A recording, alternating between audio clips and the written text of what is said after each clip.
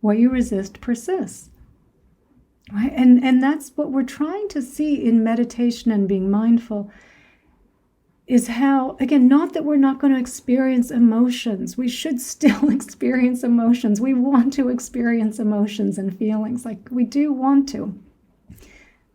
Keeping in mind, 99% of our suffering is self-created suffering, right? Because we're just lost in our thoughts, creating fantasies or, replaying the past. Again, slightly exaggerating at best, if not an outright lie.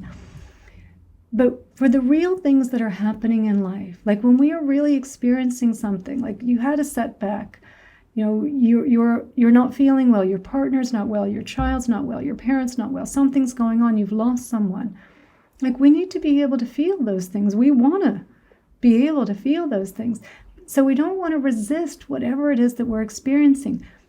And yet, even in the self-created suffering, right, when it's our thoughts that are creating it, while we want to turn our attention away from the thoughts, we're not distracting ourselves. We're bringing our attention into what we're feeling. We're not resisting what it is we're feeling. The thoughts are not happening, but the feelings and emotions are happening. They're real, right?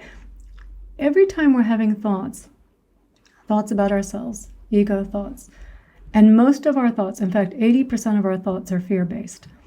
We evolved to focus on what could go wrong, not what's going right. So we have this predisposition to thinking about what could go wrong, going up in the little simulation machine, imagining what could go wrong. And every time we do that, a little part of our brain, the amygdala, goes, oh, that's a threat.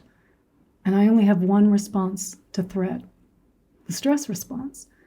So your thoughts, right, just imagining, oh, I did that presentation and I made a fool of myself, or I said the wrong thing, or I tripped and fell, or I made a mistake. Just anything along those lines. Oh, that person doesn't like me, right? Anything along those lines. Our amygdala goes, oh my gosh, that's a threat. And we are flooded with adrenaline, cortisol, and norepinephrine. And so it feels real. That threat feels very, very real. And this is why it's hard to pull our attention away from the thoughts, because stress is meant to keep our attention on the threat. Don't take your eyes off of it. If the threat came out of a thought, we don't want to take our eyes off of that thought.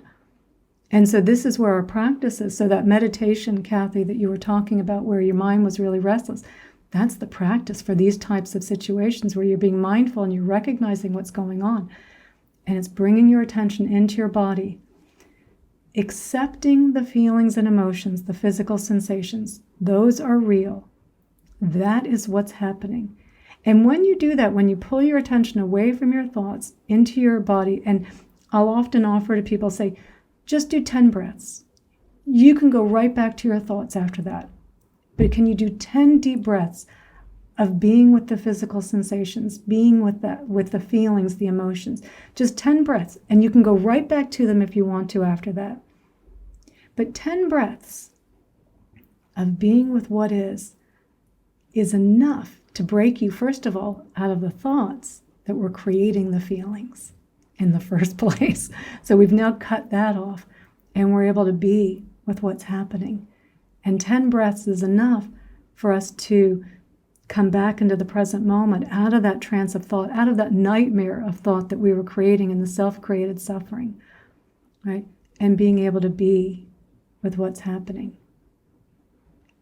Even if it's something real, right? A loss of someone, a breakup, something's happened, we're worried about something.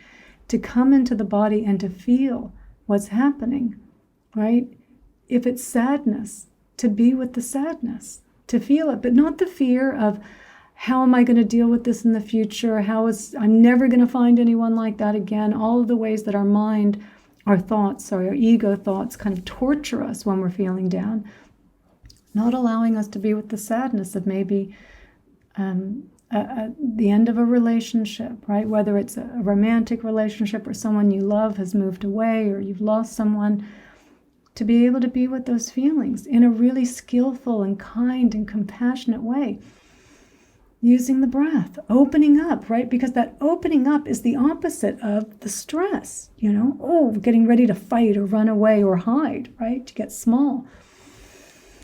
So we really open up and say, I can be with these feelings. It's okay to feel what we're feeling, right? We don't want to become robots. That's not what we're trying to do. I hope that helps, kind of understanding what we're trying to do to be with our feelings.